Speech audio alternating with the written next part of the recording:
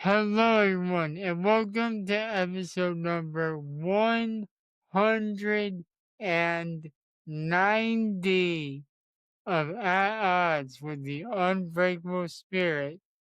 And the executioner, Daniel Travis. Yes, and before we get into it, yes, I know I said it was 188 last week. I miscounted. Anyways, Great. we are doing wrestling this week. It's a video, so we're probably doing either predictions or prediction battle. It's actually predictions this time because SummerSlam was a battle. Yeah. I forgot to open up the Google Doc on a memento. Let's run through the topic. Topic number 1. Apparently, ESPN is start airing WWE PLEs sooner than expected. Yeah. Number 2. Who we think should be John Cena's final opponent because it's official December 13th, Saturday night's main event will be his final match. Yeah, I have some thoughts on that already. And 3. Is our predictions for NXT Heatwave happening this Sunday. Yes, But because for now, yeah, because what were you gonna say? because WWE likes to do a lot of pay-per-views in 1 month. Yeah, no. So we reported a couple weeks ago that 2026, all WWE PLEs are moving to an ESPN streaming service. That's We were wrong. similar to the ESPN Plus thing and how crazy the price was.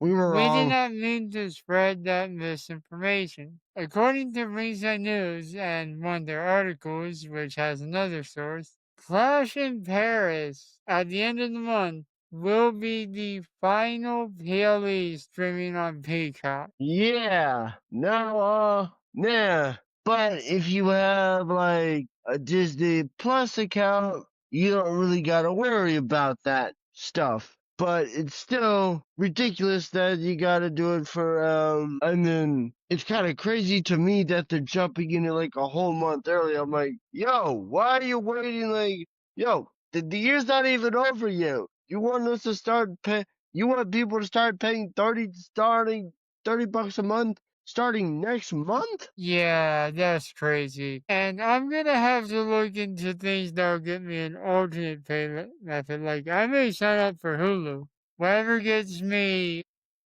to save money. Because when you think about this, like, when everyone, like, guys, when you realistically start to think about this, you got Raw on Netflix. You have NXT on the CW. But for those people that can't watch it, that doesn't really help. You got whatever Evolves on. Tubi. Tubi, right. You got Tubi, which is free. Fine, cool. You got Access TV, which is like great, but most people can't fucking find that channel. Yeah. Then you got Triple A on YouTube. Hey, cool. That's free. Then you got SmackDown on USA. Then you got ESPN. Whatever happened? I can't believe I'm gonna say this. Maybe they just should have kept the network around. Yeah. Like, I mean, all of that just to watch a 5 PLE match? You want me to pay $30 a month to watch a PLE, a pay-per-view, that's only gonna have like about 5 matches on it? Yeah. That's insane. Your thoughts. The floor is yours. Like, first off, not everyone has enough money to even pay for this streaming service because they're not gonna have, as far as we know, they don't have an annual plan. And by my calculations, it's $30 a month, which is already insane. But then you multiply that by 12 months a year, that is $360, people. Good God almighty. Like, I know Disney is greedy because it's Disney, but that's just ridiculous. Yeah. I'm gonna look up something real quick. Like, we know this is not ideal, but hopefully they allow adjustments if you have another service that If you have is provided. yeah, but what are your thoughts about this? The floor is yours. The fact that they were saying, oh, it's gonna start January of next year, and then they're like, psych, it starts September 2025. It's like, seriously? Why? Why spread this false information? I mean, you got a point. Like, what is the point of coming in with this massive announcement that hey, we're gonna be doing a new PLE called WrestlePalooza, which is an old ECW pay-per-view name. Yeah, yeah, and I just looked this up.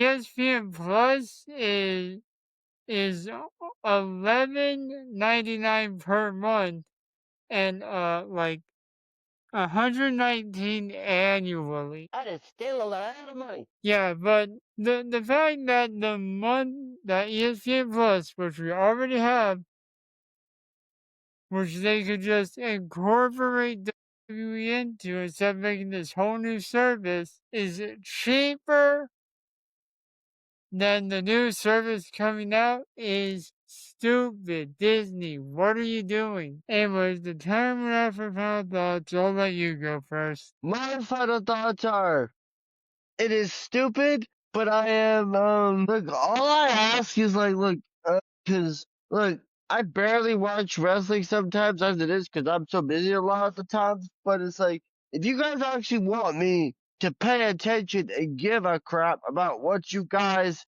are doing, you're gonna need to do something that I'm just like, okay, cool. I need to be more drawn in because if I'm gonna still, even if I have all this stuff, I want to watch. Don't just want to watch. Just be like, okay. I want to be actually surprised. That's hard. Your thoughts? I feel like, well, for one, I agree with you, and two, if you're gonna like, what's the word I'm looking for? If you're gonna like tell us when something happens and it turns out to be wrong, you need to get on top of that and damage control as soon as possible, because now we know the last Peacock PLE is Clash in Paris, and we're gonna have to start paying for a streaming service that comes out in 3 days, just like next month, which is insane. Like, if you plan on watching WrestlePalooza, which we have to for these damn predictions, First you. but find an alternative payment method. Yeah. We'll be We'll be back. right back with topic 2. All right. Whose topic is this? John Cena's Dream Final Podcast. Hello, everybody. We are back with topic number 2. That is John Cena's final farewell opponent. That will be happening on Saturday night's main event for some reason, not his own pay-per-view. My honest thought is that's everything. I want John Cena. I don't want John Cena to wrestle some old timer again. Although, if it's Randy Orton one more time, cool, fine with that. But I doubt it. Yeah. I want it to be Braun Breaker. That's the first. Okay, because look. And sort of like pass the torch. Yeah, but my whole because I have really had some thoughts into this, is I was there live in Atlanta when Goldberg had his quote unquote when Goldberg had his retirement match. When Goldberg had his retirement match, CBS cut off Goldberg's like 30 seconds of his retirement speech. Are they gonna do that for the same thing for when John Cena hangs up the boots in a couple months? Wait, CBS or NBC? Sorry, NBC did that for when Goldberg had his retirement match. they cut off like 30, 40 seconds of his speech. I think that's why you should watch it on Peacock. No, I mean, I'm saying no. No. I heard about that afterwards. I saw the speech live, but I'm saying like I heard Right. from the people that were at home online that hey, parts of Goldberg's speech got cut off. Yeah, that sucks. So it's just like I so hope they don't do that for Cena. because that's a genuine thought that I had. I'm just like, so let me get this straight. If Bill Goldberg, one of the greatest superstars of all time, has a retirement match and it'd be, Debatable. well, it doesn't matter what, because like, I mean, because look, people are going to say the same thing about Hulk Hogan and about any other wrestler because people are just people. But it's like, hey, Yeah. if you were the greatest superstars of your era, and you had a retirement, you were in the middle of cutting your retirement speech, you would be pissed about that. Mm-hmm. Who do you want John Cena to wrestle is? And what's your thought about it being on Saturday night's main event and not his own pay-per-view special? I will admit that I feel like from a strategic standpoint, Saturday Night's Main Event makes more sense than creating a one-time event just for someone to retire. All right. Now, who would you like John Cena's farewell opponent to be? I could name a number of people I would like to see. Unbreaker definitely one of them. CM Punk is one. Cody Rhodes, Randy Orton. Heck, have Kurt Angle come out of retirement. Doubtful. Hey, the topic is dream opponents. It doesn't mean reality. By the way, there, Have him fight Seth Rollins for the world title. yeah.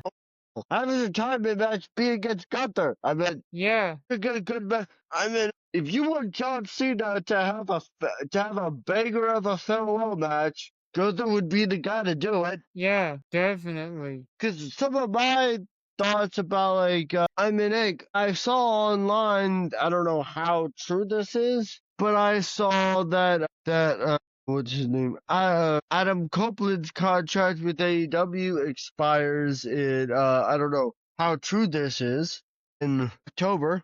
Don't know how But true that then is. Edge already had his final match in WWE, and it was against Sheamus. Yeah, I mean, hell, there've also been reports of a Y2 because there legitimately have been reports that and rumors actually of Chris Jericho because Chris Jericho hasn't been seen on AEW television since April. Huh. Did his contract expire? No, it expires. It expires very soon.